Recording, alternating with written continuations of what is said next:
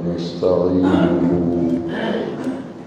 ونستغفره ونؤمن به ونتوكل عليه سبحان اللہ سبحان اللہ ونعوذ بالله من شرور أنفسنا ومن سيئات أعمالنا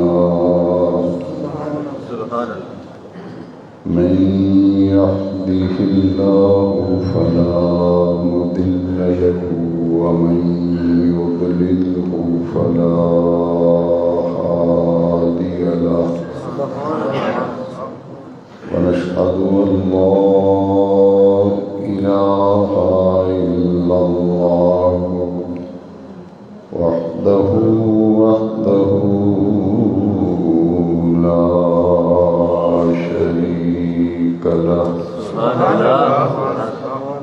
ونشهد أن سيدنا ومولانا وملجأنا ومأوانا محمدا عبده ورسوله صلى الله تعالى عليه وعلى آله وأصحابه أجمعين. أما بعد فأعوذ بالله من الشيطان الرجيم. بسم الله الرحمن الرحيم.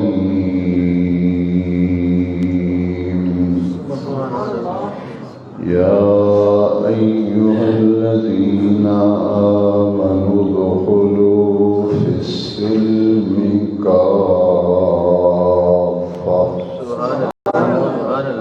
وقال تبارك وتعالى في القرآن العظيم في مقام آخر. إن الدين عند الله الإسلام. صدق الله مولانا العظيم. إن الله وملائكته يصلون على النبي يا أيها الذين آمنوا صلوا عليه وسلموا تسليما.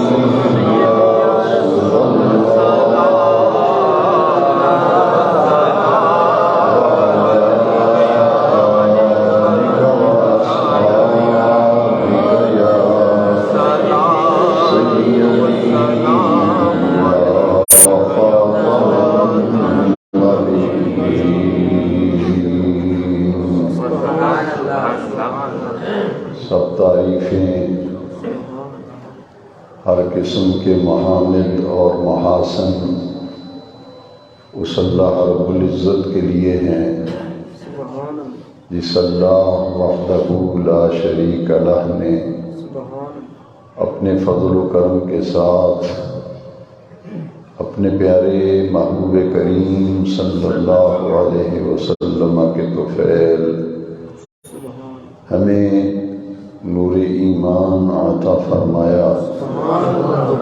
دعا ہے کہ مولا کریم جل مجدہ آخر دم تک ہمارے دلوں میں یہ نور ایمان قائم دائم اور ثابت رکھے. اللہ رب العزت کا فضل و کرم اور لطف و احسان ہے. رمضان المبارک کے رحمتوں اور برکتوں بھرے مہینے میں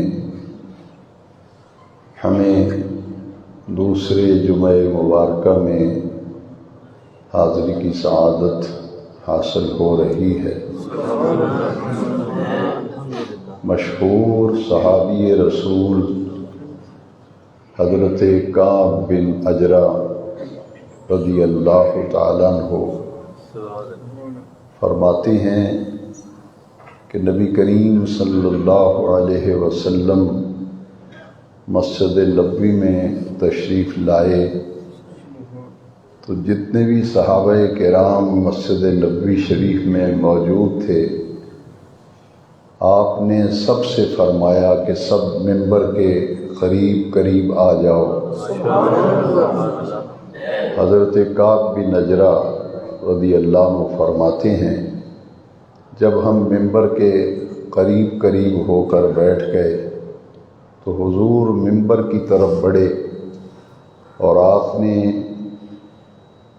ممبر شریف کے پہلے زینے پر، پہلے درجے پر قدم مبارک رکھا تو حضور نے فرمایا آمین۔ پھر دوسرے زینے پر، دوسرے درجے پر قدم رکھا تو حضور نے فرمایا آمین۔ پھر تیسرے زینے پر، تیسرے درجے پر قدم مبارک رکھا تو حضور نے پھر فرمایا آمین۔ جب حضور منبر پہ تشریف فرما ہو گئے، صحابہ کرام رضوان اللہ تعالی علیہم اجمعین نے حضور سے پوچھا یا رسول اللہ صلی اللہ علیہ وسلم، ہمارے ماں باپ آپ پہ قربان ہو جائے، ہم نے اس سے پہلے یہ عمل کبھی نہیں دیکھا جو آج آپ نے عمل کیا کہ منبر شریف کے پہلے زینے پہ قدم رکھ کر آمین فرمایا، پھر دوسرے زینے پہ قدم مبارک رکھ کے آمین فرمایا، پھر تیسرے زینے پر قدم رکھ کے آمین فرمایا۔ یہ عمل ہم نے اس سے پہلے نہیں دیکھا۔ میرے آقا کریم صلی اللہ علیہ وسلم نے فرمایا جب میں نے پہلے درجے پر قدم رکھا تو میرے پاس جبریل امین آئے اور انہوں نے کہا کہ وہ شخص ہلاک ہو، تباہ و برباد ہو جس کی زندگی میں رمضان شریف کا مہینہ آئے تو وہ مغفرت کا حقدار نہ بن سکے۔ حضور نے فرمایا میں نے اس پر آمین کہا، اور دوسرے زینے پر جب میں نے قدم رکھا تو جبریل امین نے کہا کہ ہلاک ہوا وہ شخص، ہلاک ہو وہ شخص، اس کی عزت خاک میں مل جائے جس کے سامنے یا رسول اللہ صلی اللہ علیہ وسلم آپ کا اسم مبارک نام اقدس ذکر کیا جائے اور وہ آپ پر درود شریف نہ پڑھے۔ حضور نے فرمایا میں نے اس پر آمین کہا، اور تیسرے زینے پر جب قدم رکھا تو جبریل امین نے کہا کہ وہ شخص ہلاک ہوا، وہ ہلاک ہو جو اپنی زندگی میں بوڑھے ماں باپ کو پائے یا دونوں میں سے ایک کو بڑھاپے کی کیفیت میں پائے تو اپنے آپ کو جنتی نہ بنا سکے، وہ بھی ہلاک ہو۔ حضور نے فرمایا اس پر میں نے آمین کہا۔ اس حدیث شریف سے تین باتیں معلوم ہوئیں کہ رمضان المبارک کے مہینے میں جو شخص اس مہینے کو اپنی زندگی میں پائے، اس کی زندگی میں یہ مہینہ آئے تو اس مہینے کی پرواہ نہ کرے اور اس مہینے کو ایسے گزارے جیسے باقی 11 مہینے گزارے تھے، نہ اس میں روزہ رکھے، نہ اس میں تراویح پڑھے، نہ اس مہینے میں نماز کی طرف رجوع کرے، تو جبریل امین اس کے حق میں دعا کرنے والے ہوں اور حضور اس پر آمین فرمانے والے ہوں۔ تو اس شخص کی محرومی جو ہے اس کا اندازہ کیا لگایا جا سکتا ہے کہ کتنا محروم ہوگا وہ شخص جس نے رمضان شریف کی قدر نہ کی اور 11 مہینوں کی طرح اس مہینے کو بھی ضائع کر کے اپنے آپ کو اللہ کی رحمت کا مستحق نہ بنا سکا۔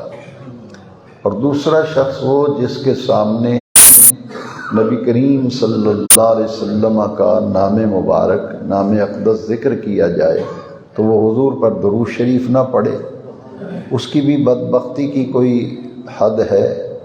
اور تیسرا وہ شخص جو اپنی زندگی میں بوڑھے ماں باپ کو پائے یا دونوں میں سے ایک بڑھاپے کی عمر کو پہنچ جائیں تو اپنے آپ کو جنت کا حقدار نہ بنا سکے، اپنی مغفرت نہ کرا سکے، تو اس سے زیادہ بھی کوئی بدبخت اور محروم شخص ہے۔ ان تینوں چیزوں پر ہمیں اس حدیث شریف کی روشنی میں غور کرنا ہے کہ رمضان المبارک ہر سال جلوہ گر ہوتا ہے، یہ اپنی پچھلی زندگی پر نظر ثانی کرنے کا موقع فراہم کرتا ہے۔ یہ تو ہر سال آتا ہے، پوری زندگی میں جب تک زندہ رہیں گے یہ مہینہ جلوہ گر ہوتا رہے گا، اور اپنی برکتوں سے، اپنے فیضان سے حضور کی امت کو مستنیر اور منور کر کے جاتا رہے گا۔ لیکن یہ ہمیں موقع فراہم کرتا ہے کہ ہم اپنی پچھلی زندگی پر ذرا غور کریں، کم از کم 1 سال جو ہمارا پچھلا گزرا ہے وہ ہمارا سال کیسے گزرا ہے؟ دین سے تعلق میں گزرا ہے یا کہ دین سے لا تعلقی میں گزرا ہے؟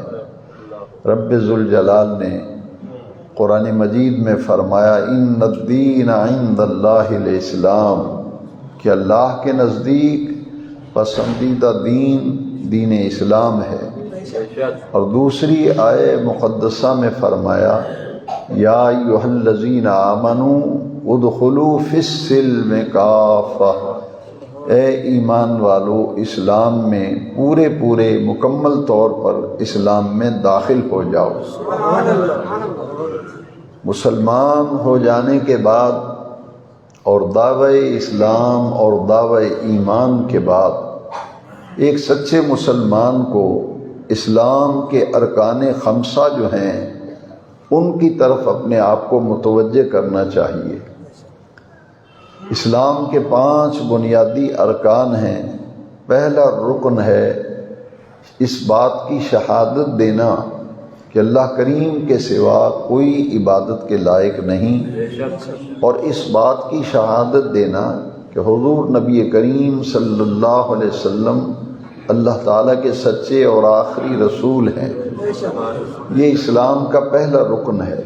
حضرت عبداللہ بن عمر رضی اللہ عنہ سے حدیث شریف مروی ہے کہ نبی کریم علیہ السلام نے فرمایا اسلام کی بنیاد 5 چیزوں پر رکھی گئی ہے۔ ان 5 چیزوں میں پہلا رکن جو ہے وہ شہادت توحید اور شہادت رسالت ہے۔ اس کے بعد پھر اقام الصلاۃ کہ نماز کا جب وقت ہو جائے تو پھر ساری مصروفیات ترک کر کے بر وقت اور صحیح نماز کو ادا کرنا، یہ اسلام کا دوسرا رکن ہے۔ اور تیسرا رکن ہے ایتاء الزکوٰۃ، جب زکوٰۃ فرض ہو جائے، صاحب نصاب ہو جائے تو بغیر کسی تاخیر کے اپنے اموال کا حساب و کتاب کر کے جتنی زکوٰۃ بنتی ہے وہ مکمل زکوٰۃ نکالی جائے۔ کہ اسلام کے ارکان خمسہ میں سے ترتیب کے اعتبار سے تیسرا رکن ہے زکوٰۃ، اور اسلام کے نظام عبادات میں یہ دوسرا نمبر ہے زکوٰۃ کا، پہلا نمبر نماز کا ہے۔ اور اس کے بعد اسلام کے ارکان خمسہ کی ترتیب کے اعتبار سے زکوٰۃ کے بعد پھر رمضان شریف کے پورے مہینے کے روزے کا درجہ ہے کہ اس کی زندگی میں جب بھی یہ مہینہ آئے وہ اس پورے مہینے کے روزے رکھے۔ قرآن مجید میں رب ذوالجلال نے رمضان شریف کے روزوں کو جو فرض کیا اور اس کے لیے انتخاب کیا رمضان شریف کے مہینے کا، سورہ بقرہ میں اس کا ذکر آیا کہ جب بھی تمہاری زندگی میں وہ مہینہ آئے جس کا نام رمضان ہے اور جس میں قرآن اترا ہے، فمن شاہدہ منکم الشہر فلیصم ہو، جب بھی زندگی میں تمہارے یہ مہینہ آئے گا تو اس پورے مہینے کے روزے رکھنا تم پر فرض کیا گیا۔ اور 5واں رکن اسلام کا وہ ہے بیت اللہ شریف کا حج کرنا، وہ صرف صاحب استطاعت پر پوری زندگی میں ایک مرتبہ حج کرنا جو ہے وہ فرض ہے۔ تو یہ اسلام کے 5 بنیادی ارکان ہیں۔ ہم اگر اپنی مرضی سے کچھ باتوں پر عمل کر لیں اور کچھ باتوں کی طرف توجہ ہی نہ دیں تو اس کا معنی اور مطلب یہ ہوگا کہ ہم نے صرف اسلام اور مسلمانی کا دعویٰ کیا ہے اور اسلام سے ہمارا جو تعلق ہونا چاہیے وہ ہمارا تعلق نہیں ہے، اسی لیے ہم اپنی من مرضی کرتے ہیں، چاہا تو ایک آدھ نماز پڑھ لی، مہینہ رمضان شریف کا آیا کبھی روزہ رکھ لیا کبھی نہ رکھا، یہ اپنی من مرضی نہیں ہے، کیونکہ اصل میں مسلم کسے کہتے ہیں؟ ہم سب مسلمان ہیں، مسلمان۔ اب مسلم اصل میں اہل عرب اس اونٹ کو کہتے تھے، اس اونٹ کو عرب مسلم کہتے تھے جس کی ناک میں نکیل ہوتی تھی اور اس نکیل کا جو سرا ہے وہ اس کے مالک کے ہاتھ میں ہوتا تھا، اور جس اونٹ کی ناک میں نکیل ڈال کر مالک رسی پکڑ لیتا تھا وہ اونٹ اپنی مرضی سے نہ بیٹھ سکتا تھا، نہ اپنی مرضی سے کھڑا ہو سکتا تھا، نہ اپنی مرضی سے چلنا شروع کر سکتا تھا، نہ اپنی مرضی سے بیٹھنا چاہ سکتا تھا، اس لیے کہ اس کی نکیل مالک کے ہاتھ میں، جہاں مالک کہے گا وہ بیٹھ جائے گا، جہاں مالک کھڑا کرے گا وہ کھڑا ہو جائے گا، جہاں مالک چلنے کے لیے کہے گا وہاں وہ چلے گا۔ تو گویا کہ جب ہم کہتے ہیں کہ ہم مسلمان ہیں، ہم مسلم ہیں، تو اس کا مطلب یہ ہے کہ ہم کوئی آوارہ منش نہیں ہیں، آوارہ منش نہیں ہیں، ہم تو پابند ہیں، ہم تو پابند ہیں۔ جب ہم نے کہہ دیا لا الہ الا اللہ محمد رسول اللہ، اللہ تبارک و تعالیٰ کو اپنا رب مانا اور اس کے پیارے محبوب صلی اللہ علیہ وسلم کو اپنا آقا، اپنا مولا، اپنا پیغمبر، اپنا رسول، اپنا نبی مان لیا، تو اب مطلب یہ ہو گیا کہ ہم اللہ اور اس کے رسول کے احکام کے پابند ہو گئے۔ اسی لیے قرآن مجید میں کئی مقامات پر یہ آیت کریمہ آئی ہے، اطیعوا اللہ و اطیعوا الرسول، کہ اللہ کا حکم مانو اور اللہ کے رسول کا حکم مانو۔ تو ہم پابند ہیں اللہ اور اس کے رسول کے حکم کے۔ آپ دیکھیے کہ آپ روڈ پہ جب نکلتے ہیں گاڑی لے کر تو راستے میں ٹریفک سگنل آتے ہیں، تو سگنل کس لیے لگائے جاتے ہیں؟ کہ گاڑی چلانے والا اپنی من مرضی کرے۔ آپ اگر من مرضی کرے گا اور ٹریفک کے قوانین اور قواعد کا لحاظ و اعتبار نہیں رکھے گا تو نتیجہ کیا ہوگا؟ خوفناک تصادم کا خطرہ ہوگا، گاڑی سے ٹکرائے گی، حادثہ پیش آئے گا، جانی مالی نقصان ہوگا۔ جب ریڈ بتی آتی ہے تو گاڑی کو روک لیا جاتا ہے، اور جب یلو بتی آتی ہے تو ڈرائیور الرٹ ہو جاتا ہے کہ اشارہ کھلنے والا ہے، اور جیسے ہی سبز بتی لائٹ آن ہوتی ہے تو وہ گاڑی اپنی لے کے چل پڑتا ہے۔ دین اسلام چاہتا ہے کہ انسان جو ہے وہ انسان بن کے زندگی گزارے، یہ حیوان نہ بنے، یہ حیوان نہ بنے، یہ انسان بن کے زندگی گزارے۔ اس مقصد کے لیے رب ذوالجلال نے 1.25 لاکھ انبیاء کرام کو بھیجا، 313 رسول دنیا میں تشریف لائے تاکہ زندگی گزارنے کے طور طریقے سکھائے جائیں۔ ہمارے بیانات، ہمارے خطبات، ان میں قطعاً ہم توجہ نہیں دیتے ان باتوں پر کہ جو اصل سمجھنے کی چیز ہے، اصل کرنے کے کام ہیں، وہ یہ ہیں کہ بھائی مسلمان کا معنی کیا ہے، مسلم کا معنی کیا ہے۔ میں نے آپ کو سمجھا دیا کہ اہل عرب اونٹ کو جس کی ناک میں نکیل ہوتی تھی اسے کہتے تھے مسلم، یعنی یہ فرما بردار ہے، مالک کا فرما بردار۔ تو ہمیں اپنے آپ کو اللہ تبارک و تعالیٰ کی جو فرما برداری ہے اس کا اپنے آپ کو پابند بنانا ہے، اللہ کریم کے احکام کا ہمیں پابند بنانا ہے۔ ہمارے بزرگوں نے ایک اور مثال دے کے بات سمجھائی ہے کہ آدمی جب بیمار ہو جاتا ہے، کسی بڑے سے بڑے قابل ڈاکٹر سے بھی اگر آپ علاج کرائیں طبیب کا، تو وہ آپ کو علاج بھی تجویز کرے گا، میڈیسن تجویز کرے گا، اور ساتھ میں آپ کو پرہیز بھی بتائے گا۔ تو ایک شخص نہ تو وہ میڈیسن استعمال کرے نہ ہی پرہیز کرے، تو بتائیے کیا اس کی بیماری کنٹرول ہوگی، وہ صحیح ہوگا، یا کہ اس کی بیماری بڑھتی چلی جائے گی؟ اسی طرح آپ دیکھ لیں، 2-3 ایسی بیماریاں ہیں جن کی مثال سمجھانے کے لیے ہمارے استاد صاحب دیا کرتے تھے۔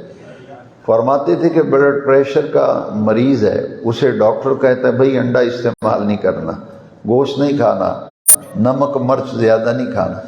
تو مریض بلڈ پریشر کا وہ نہ تو میڈیسن کھائے، بلڈ پریشر کا وہ گولی استعمال ہی نہ کرے، اور پھر پرہیز بھی نہ کرے، وہ انڈے بھی کھائے، گوشت بھی کھائے، نمک بھی من مرضی کا استعمال کرے، تو پھر سوائے اس کے کہ دن بدن اس کی حالت بگڑتی جائے گی۔ بعین ہی اسلام نے ہمیں زندگی گزارنے کے لیے حلال اور حرام طریقے بتا دیے کہ یہ حلال ہے، یہ حرام ہے۔ آپ دیکھیں، میں نے کئی درسوں میں بھی یہ بات واضح کی، اصل مقصد ہوتا ہے کہ سامعین کو اور مسجد میں جمعے کے لیے آنے والوں کو دین کی باتیں سمجھائی جائیں، اور یہ باتیں ہمیں سمجھنے کے لیے اس طرف توجہ دینی چاہیے کہ آپ غور کیجئے کہ رمضان شریف کا جو روزہ ہے اس میں صرف 3 چیزیں ہیں جن سے بچنا روزہ کہلاتا ہے، چوتھی چیز ہی کوئی نہیں، 3 چیزیں جن سے بچنے کا نام روزہ ہے۔ یہ حدیث شریف جو ہے کہ جب رمضان شریف کا چاند نظر آتا ہے تو شیطان جو ہیں وہ قید میں بند کر دیے جاتے ہیں، پابند سلاسل ہو جاتے ہیں۔ کبھی آپ نے غور کیا کہ روزہ 3 چیزوں کا نام ہے، چوتھی چیز ہی اس میں کوئی نہیں۔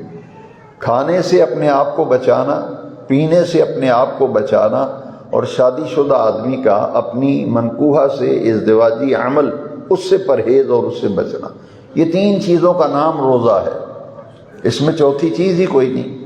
اور جو بار بار میں عرض کرتا ہوں صرف اس لیے کہ ہماری زندگیوں میں کوئی خاطر خواہ تبدیلی نظر نہیں آتی۔ جیسے رمضان شریف سے پہلے لوگ کھاتے پیتے تھے، سرے عام کھا پی رہے ہیں لوگ، اور اسی طرح جیسے رمضان سے پہلے ہمارے معمولات تھے، رمضان شریف میں وہی معمولات مسلم معاشرے میں، بستی مسلمانوں کی، ملک مسلمانوں کا، بازار مسلمانوں کا، محلہ مسلمانوں کا، تو دین کا مذاق اڑایا جائے، دین کا مذاق اڑایا جائے، پتہ ہی نہیں کہ رمضان شریف کا مہینہ آیا یا نہیں آیا۔ اس کا مطلب یہ ہوا وہ سمجھتے ہیں یہ ایک فضول کام ہے، جو مسجدوں میں لوگ جاتے ہیں، مسیتر لوگ، یہ فضول لوگ ہیں، ان کا کام ہی یہ ہے۔ حالانکہ یہ دیکھیے تینوں چیزیں حلال ہیں، اس پر بہت سی احادیث میں دروس کے اندر آپ کو سنا چکا ہوں کہ دیکھیے 3 چیزوں سے بچنے کا نام روزہ ہے۔ کئی دفعہ ہمارے استاد صاحب فرماتے تھے کہ حرام چیزوں سے بچانا چاہیے تھا کہ یہ حرام چیزیں ہیں، رمضان کے 1 مہینے ان کے قریب نہ جاؤ، لیکن جب قریب نہ جانے کا حکم دیا تو تینوں حلال چیزیں، کھانا، پینا اور ازدواجی عمل۔ تو شیطان انسان پر 2 ایسے معاملے ہیں جن کی وجہ سے شیطان حملہ آور ہوتا ہے۔ ایک منہ ہے انسان کا، اس کے ذریعے حرام خوری کرتا ہے بندہ، حرام خوری کرتا ہے۔ تو گویا کہ ہمیں کہا گیا کہ رسوب و سعادت سے غروب آفتاب تک رمضان شریف کے مہینے میں تم نے کھانا بھی چھوڑ دینا ہے، پینا بھی چھوڑ دینا ہے، اور ازدواجی عمل بھی چھوڑ دینا ہے۔ نبی کریم علیہ السلام کی یہ حدیث شریف سمجھنے کے لیے بہت ضروری ہے۔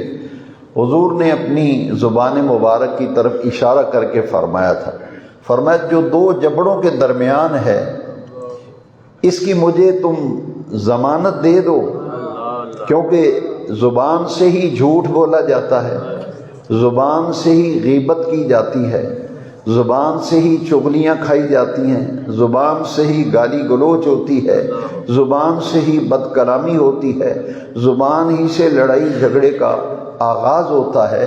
تو فرمایا اس کے استعمال کی مجھے ضمانت دے دو کہ اس کو صحیح جگہ پہ استعمال کرو گے، صحیح استعمال کرو گے، اس کا غلط استعمال نہیں کرو گے۔ تو فرمایا ضمانت تم مجھے دے دو، میں تمہیں جنت کی ضمانت دیتا ہوں۔ کھانا اور پینا دو چیزیں، اور تیسری شادی شدہ آدمی کا ازدواجی عمل۔ انسان کی جو نفسانی خواہشات ہیں، جنسی خواہشات ہیں، ان کے استعمال کا حلال طریقہ رب ذوالجلال نے نکاح کا رکھا ہے۔ جیسا کہ حضور نے فرمایا النکاح من سنتی فمن رغب عن سنتی فلیس منی، نکاح کرنا میری سنت ہے، اور جس نے میری سنت سے اعراض کیا، میری سنت سے منہ موڑا، اس کا میرے ساتھ کوئی تعلق نہیں ہے۔ تو لہذا جنسی خواہشات کی تکمیل کے لیے اور نفسانی خواہشات کی تکمیل کے لیے جو بشری تقاضوں میں شامل ہے، اس کے لیے پھر اللہ تبارک و تعالیٰ نے حلال طریقہ رکھا ہے۔ فَانْكِحُوا مَا طَابَ لَكُم مِّنَ النِّسَاءِ مَثْنَىٰ وَثُلَاثَ وَرُبَاعَ، اس کے لیے عورتوں سے نکاح کا عمل رکھا گیا۔ تو گویا کہ اسلام یہ چاہتا ہے کہ جو کلمہ پڑھ لے حرام سے بچ جائے، حرام سے بچے، حرام کاری سے بچے، حرام خوری سے بچے، حرام باتوں سے بچے، حرام کاموں سے بچے۔ یہ ہے اصل مدعا اور اصل مقصد روزے کے فرض کیے جانے کا۔ ورنہ بھوکا اور پیاسا رہنا، ذرا سوچئے، اگر ساری مخلوق بھوکی اور پیاسی رہے گی تو اللہ تبارک و تعالیٰ تو بے نیاز ہے، اسے کوئی حاجت نہیں کسی کے بھوکا اور پیاسا رہنے کی۔ یہ دراصل روزے کا جو مقصد ہے، سورہ بقرہ میں فرمایا لعلکم تتقون، تاکہ تمہارے اندر تقوی آ جائے، اور تقوی کا معنی ہے بچنا، اللہ کی ناراضگی سے بچنا، اللہ کی نافرمانی سے بچنا، اور اللہ کی حکم عدولی سے بچنا، اور گناہ سے اپنے آپ کو بچانا، یہ ہے تقوی۔ تو جو تیسری چیز ہے جس سے بچنے کا نام روزہ ہے، وہ ہے شادی شدہ آدمی کا ازدواجی عمل۔ تو یہ بھی حلال ہے، نکاح ہوا ہے، لیکن آپ سوچیں ذرا کہ نکاح ہوا ہے، اس کے باوجود کہا گیا کہ صبح صادق سے غروب آفتاب تک اپنی خواہشات نفسانی پہ آدمی کنٹرول کرتا ہے۔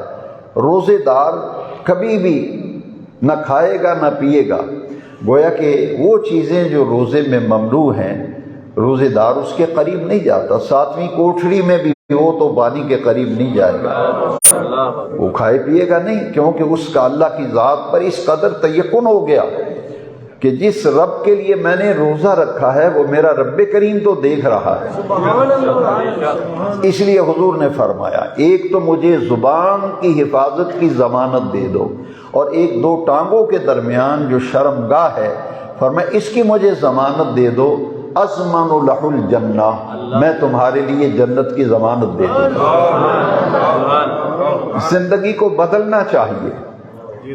نوجوانان ملت اسلامیہ آؤ، دین کی تعلیم بڑی پیاری ہے، اپنی زندگی کو خوبصورت بناؤ، اپنی زندگی کو پاکیزہ بناؤ، کہ ہر کوئی جب گلی میں سے تم گزرو تو تمہاری جوانی ایسی ہونی چاہیے کہ دیکھنے والا کہے کہ یہ مدینے والے آقا کا غلام جا رہا ہے، یہ مدینے والے آقا کا غلام جا رہا ہے۔ اصل روزے کا مقصد یہ ہے کہ زندگی سنوارو، زندگی کو بہتر بناؤ۔ صرف بھوکا اور پیاسا رہ کر سمجھنا کہ میرا روزہ ہو گیا ہے، کیا حضور کی یہ حدیث موجود نہیں ہے؟ حضور نبی کریم علیہ السلام نے فرمایا بہت سے روزے دار ایسے ہیں کہ بھوک اور پیاس کے سوا انہیں کچھ حاصل ہی نہیں ہوتا۔ پوچھا گیا یا رسول اللہ وہ کیسے؟ فرمایا وہ روزہ بھی رکھتے ہیں، جھوٹ بھی بولتے ہیں، روزہ رکھتے ہیں گالی گلوچ بھی کر رہے ہیں، روزہ رکھا ہوا ہے بد کلامی بھی کر رہے ہیں، اور روزہ رکھا ہوا ہے بد نگاہی بھی کر رہے ہیں۔ ہر گناہ کا کام روزے میں ہم کرتے پھرتے ہیں اور پھر کہتے ہیں کہ ہمارا روزہ ہے۔ لہٰذا تینوں چیزوں سے بچنے کا نام روزہ ہے، اور تینوں چیزیں حلال ہیں، تینوں چیزیں حلال ہیں اور حلال لذتیں ہیں، تینوں چیزیں حلال لذتیں ہیں۔ دراصل روزہ جو ہے پورا ایک مہینہ، اس میں ہمیں اپنے آپ کو بدلنا چاہیے، ہمارے اندر تبدیلی آنی چاہیے۔ اب کیا ہے کہ آج 9واں روزہ ہے، کل 10واں روزہ ہو جائے گا۔ میں نے پہلے بیان میں کہا تھا کہ قرآن مجید نے کتنی حکیمانہ انداز میں تسلی دی ہے، ایام معدودات، ایام معدودات، یہ گنتی کے چند دن ہیں اور روزے تو آج ہو جائیں گے مکمل۔ تو کب بدلنا ہے پھر؟ کب سوچنا ہے؟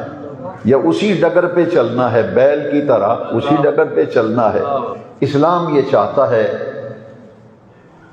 کہ ماننے والے اپنے آپ کو بدل لیں، اپنی زندگی کو تبدیل کرنا ہوتا تو عمر بن خطاب نبی ہوتا۔ آدمی اپنے لباس سے نہیں پہچانا جاتا کہ آپ قیمتی لباس پہن لیں، آپ کے پاس گاڑی بڑی قیمتی ہو، دکان آپ کی بڑی عالی شان ہو اور بڑی ٹھاٹ باٹ سے آپ رہ رہے ہوں۔ اسلام یہ کہتا ہے کہ ہماری عملی زندگی جو ہے وہ کیسی ہے۔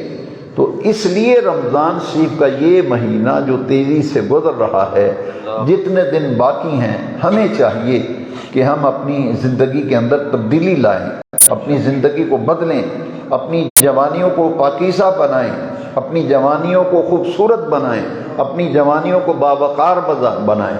اور جو 50 سال سے اوپر کے لوگ ہیں، اب ان کو بھی دعوت غور و فکر رمضان شریف کا مہینہ دیتا ہے، کہتا ہے 50 سال تو تیری عمر گزر گئی، 55 سال تو گزر گئی، اب کس کا انتظار ہے؟ اب نہیں بدلے گا تو کب بدلے گا؟ کیا کوئی تو گارنٹی لے کے آیا ہے کہ اتنے سال جینا؟ لہذا رمضان شریف کا مہینہ جب بھی ہر سال آتا ہے اس کے کچھ تقاضے ہوتے ہیں۔ تو میں آج کے بیان جمعہ میں خاص طور پر میں نے اس موضوع کا انتخاب کیا کہ جس بات سے ہم سب غافل ہیں، ہماری صرف ایک بات کی طرف توجہ ہے کہ ہم نے کھانا پینا چھوڑا ہوا ہے، ہمارا روزہ ہے۔ بھائی بدلنے کا نام روزہ ہے، بدلنے کا نام روزہ ہے، لعلکم تتقون، تاکہ ہمارے اندر کچھ تبدیلی آ جائے، ہمارے اخلاق و اطوار بدل جائیں، اور لوگ گلی محلے والے بھی کہیں بھائی جب سے رمضان شریف کا مہینہ آیا ہے اس بندے کی تو زندگی بدل گئی ہے، اس بندے کی زندگی بدل گئی ہے۔ تو آئیے ان باتوں کی طرف توجہ کرنے کی ضرورت ہے اور دھیان دینے کی ضرورت ہے۔ نبی کریم رؤوف الرحیم صلی اللہ علیہ وسلم نے اس مہینے کو کیا فرمایا؟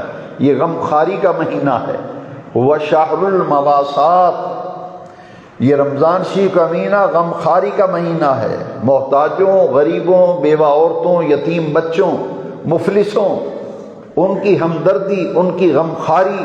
تو اسلام تو یہ کہتا ہے کہ اس مہینے میں ہمارے اندر ایسے اوصاف پیدا ہو جائیں، ہمارے اندر ایسی خوبیاں پیدا ہو جائیں، اور ہوا شہر الصبر، یہ صبر کا مہینہ ہے، ہمارے اندر صبر کی کیفیت آ جائے، ہمارے اندر غمخواری کی آ جائے کیفیت اور صفت۔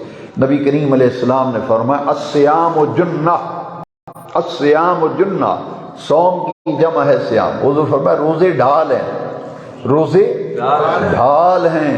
جس طرح دشمن سے بچنے کے لیے جنگ میں ڈھال استعمال کی جاتی ہے، تو بندہ دشمن سے محفوظ رہتا ہے جو روزے کو، روزے کے اصول و ضوابط، روزے کی پابندیاں اور روزے کی تمام تر اصولوں کو پیش نظر رکھ کے روزہ رکھتا ہے۔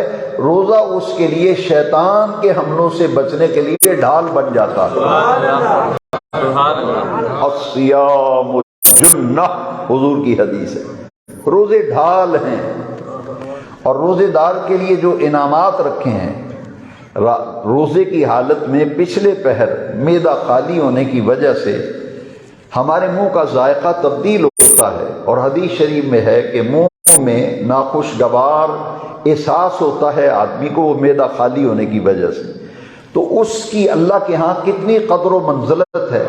فرمایا وہ کستوری اور مشک سے بھی اللہ تعالیٰ کی بارگاہ میں اس کی قدر و منزلت زیادہ ہے۔ روزے دار کو جو انعامات دیے گئے ہیں ان میں سے یہ انعام ہے، اور یہ حدیث تو آپ سن چکے ہیں کہ الصوم، حدیث قدسی، الصوم لی وانا اجزی بہ، حضور فرماتے ہیں کہ رب کریم نے فرمایا روزہ میرے لیے ہے، اس کی جزا میں خود دوں گا۔ الصوم لی وانا اجزی بہ، روزہ میرے لیے ہے اور اس کی جزا میں خود ہوں۔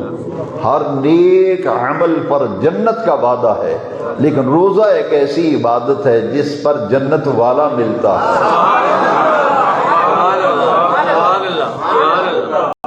روزہ رکھنے سے جنت والا ملتا ہے۔ نبی کریم علیہ السلام نے فرمایا صرف جنت میں روزے دار ہوں گے، صرف روزے دار جن کو اللہ کا دیدار ہوگا، روزے دار اللہ کا دیدار کر رہا ہوگا۔ اور روزے دار تیری اتنی عظمت ہے کہ آمنہ کے لال فرماتے ہیں الدعاء مستجاب عند فطرہ، افطاری کے وقت جو دعا مانگی جاتی ہے وہ رب ذوالجلال کی بارگاہ میں مستجاب ہوتی ہے۔ یہ رمضان شریف کا پورا مہینہ از اول تا آخر، ایک ایک لمحہ، ایک ایک ساتھ اس کی وہ خیر ہے، وہ برکت ہے، وہ نور ہے۔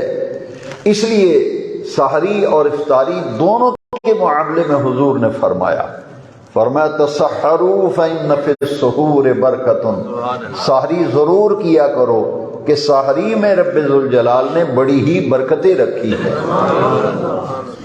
اور افطاری کے بارے میں یہ حدیث شریف کہ نبی کریم علیہ السلام نے فرمایا للصائم فرحتان، فرحۃ عند فطر و فرحۃ عند لقاء ربہ، روزے دار کے لیے بے نیاز رب نے دو فرحتیں رکھی ہیں، ایک افطاری کے وقت اور ایک جب اس کو جنت میں اللہ کا دیدار ہوگا۔ یہ انعامات روزے دار کے لیے رکھیں۔ روزے دار کا سونا عبادت ہے۔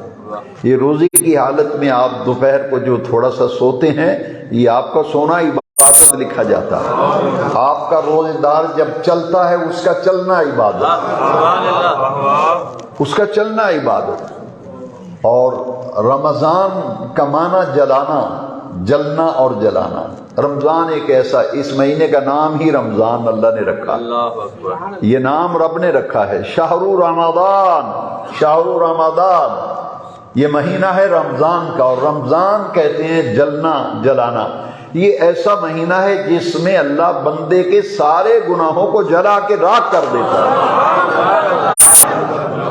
اس مہینے میں اتنی برکتیں ہیں کہ اس مہینے کے اندر وہ برکتیں اتنی زیادہ ہیں کہ بندوں کے، روزے داروں کے گناہ جل کر بالکل راکھ ہو جاتے ہیں، کچھ بچتا ہی نہیں صغیرہ گناہوں۔ تو پھر اللہ کی رحمت کا سمندر ٹھاٹھے مار رہا ہے، تو جو دریا کے کنارے پہ ایسا مر جائے کتنا بدبخت ہوگا۔ اس لیے 9 روزے گزر گئے، کس چیز کا انتظار کر رہے ہو؟ تبدیلی لاؤ اپنے اندر، اپنے آپ کو بدلو۔ جیسے ایک مہینہ مشق کرو، مہینہ کیا 9 دن تو گزر گئے، جو چند دن باقی رہ گئے ذرا اپنی عادت بناؤ، اپنی عادت بناؤ۔ میرے آقا کی حدیث ہے، سلمان فارسی حدیث کے راوی ہیں، شعبان کے آخری دن حضور نے خطبہ دیا تھا، فرمایا اس مہینے میں دنیاوی مصروفیات میں کمی کرو، دنیا کے کام کم کرو، اور ایک مہینہ اپنے اللہ کے لیے وقف کر دو، زیادہ وقت اپنے رب کے لیے نکالو اس مہینے میں۔ اذان کی آواز آئے تو مسجدوں کا رخ کرو۔ اور پھر بہت بڑی غلط فہمی ہمارے اندر پیدا ہو گئی، کہتے ہیں جی دن کو روزہ رکھتے ہیں، رات کو تراویح پڑھتے ہیں۔ ہاں یقیناً یہ 2 خاص عبادتیں ہیں جو صرف رمضان شریف کے ساتھ ہیں۔ رمضان شریف کا روزہ فرض ہے، کسی اور مہینے کا روزہ فرض نہیں۔ اسی طرح تراویح سنت موقدہ ہے، ایک کو فرض کے درجے میں رکھا اور ایک کو سنت موقدہ میں درجے میں رکھا۔ کتنا کرم ہے رب کا۔ لیکن یہ تراویح کا فلسفہ تقریریں آپ بہت سنتے ہیں، بڑے بڑے اچھے خطباء کو سنتے ہیں. میں اور پہلو سے بات کرنا چاہتا ہوں کہ صرف تراویح پڑھ لینا یہ مقصود نہیں ہے، یہ ہمارے اندر ایک غلط فہمی ہے.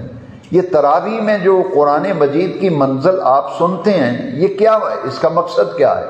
جب سرکار نے فرمایا من قام رمضان ایمانا واحتسابا غفر له ما تقدم من ذنبه، دن بھر کی تھکاوٹ ہے، بھوک اور پیاس ہے، کاروبار دکان پہ بھی بیٹھے رہے، بھوکے بھی رہے، پیاسے بھی رہے. اب اللہ کریم فرماتے ہیں آؤ، دن بھر کی بھوک و پیاس کے باوجود، تھکاوٹ کے باوجود آؤ، مسجد میں ایک شخص مصلی پہ کھڑا ہو کے میرا قرآن پڑھ رہا ہے، وہ قرآن سنو، وہ قرآن سنو.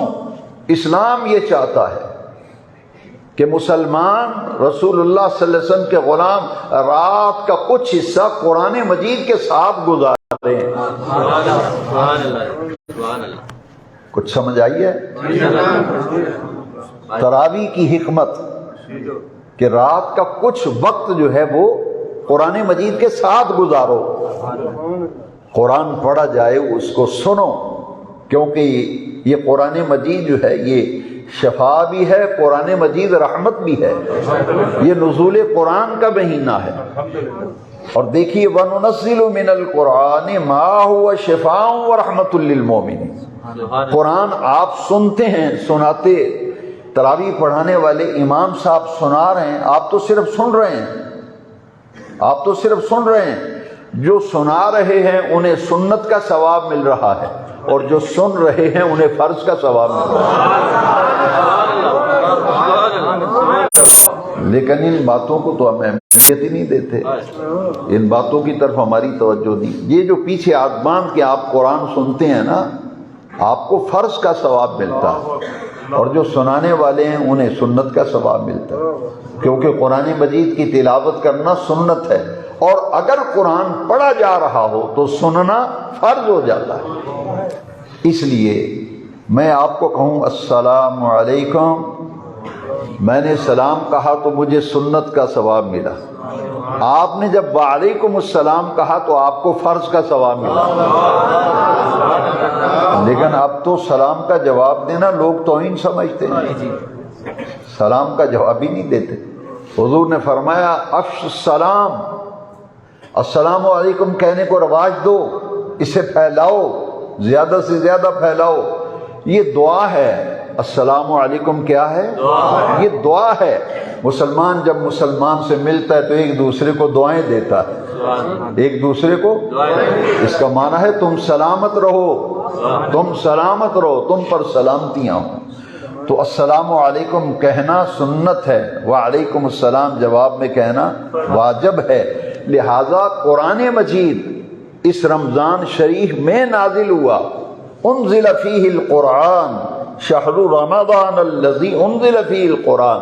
تو صرف روزہ رکھ لینا جو ہے، اپنے آپ کو پرہیزگار و متقی سمجھنے لگنا، یہ بات درست نہیں ہے. بلکہ قرآن کے ساتھ رمضان شریف کا کچھ وقت گزارو، قرآن شریف کے ساتھ کچھ وقت گزارو. صبح قرآن شریف پڑھو، صبح ٹائم نہیں ملا شام کو پڑھو، تراویح میں سنو، کچھ وقت قرآن شریف میں گزارو. اور یاد رکھیے 5 وقت کی نماز، اس پر قرآن مجید میں بڑا زور دیا گیا ہے. لیکن میں گہرے مطالعے کے بعد، کئی سال مطالعہ کرنے کے بعد میں اس نتیجے پر پہنچا ہوں کہ نماز پر بڑا زور دیا گیا قرآن میں، لیکن رات کو اٹھ کر نفل پڑھنے پر اس سے بھی زیادہ زور دیا گیا. ایک نماز ایسی ہے جو تہجد، جس سے اللہ کا قرب حاصل ہوتا ہے. یہ نماز اللہ کو بڑی پسند ہے. جس آدمی کا کوئی کام نہ ہوتا ہو، کوئی کام نہ ہوتا ہو، جکڑا جائے، ہر معاملے میں بند ہو جائے، جب ساری دنیا سوئی ہوئی ہو، اس وقت اٹھ کر 2 رکعت اگر پڑھ کر گڑا گڑا کر اپنے رب سے باتیں کرو، عرض کرو. کعبے کے رب کی قسم ہے، یہ رات کا جاگنا اللہ کو اتنا پسند ہے کہ اپنے محبوب علیہ السلام پر تہجد کی نماز کو فرض کر دیا تھا. میں کبھی کبھی غور کرتا تھا کہ ہر کسی پہ 5 نمازیں فرض ہیں، جو اللہ کے محبوب ہیں ان پہ 6 نمازیں فرض ہیں۔ ہمارے لیے تہجد کی نماز نفل ہے اور حضور کے لیے تہجد کی نماز فرض ہے، اس لیے کہ جو لذت، جو انعام، جو فضل، جو کرم اس نماز میں ہوتا ہے تہجد میں، اس کا انداز ہی باقی نمازوں سے منفرد ہے۔ وَمِنَ اللَّيْلِ فَتَهَجَّدْ بِهِ نَافِلَةً لَكَ يَا أَيُّهَا الْمُزَّمِّلُ قُمِ اللَّيْلَ۔ قرآن مجید میں 5 نمازوں پر بڑا زور دیا گیا ہے، لیکن راتوں کے جاگنے پر اس سے بھی زیادہ زور دیا گیا ہے، اس سے بھی زیادہ زور دیا گیا ہے۔ میں تو اکثر درسوں میں، میرا تو کام ہی خدمت دین ہے، میں تو خیر اور بھلائی کی دعوت لوگوں کو دینا، میری ساری زندگی اسی کام میں صرف ہوئی۔ میں آپ سے کہتا ہوں کہ 9 دن گزر گئے، 9 دن گزر گئے، جو دن باقی ہیں یار اپنی عادت بنا لو۔ سارا سال تم تہجد نہیں پڑھ سکے، سارا سال تہجد نہیں پڑھ سکے، یہ جو چند دن باقی رہ گئے ہیں ان میں ذرا تہجد کی نماز پڑھ کے تو دیکھ۔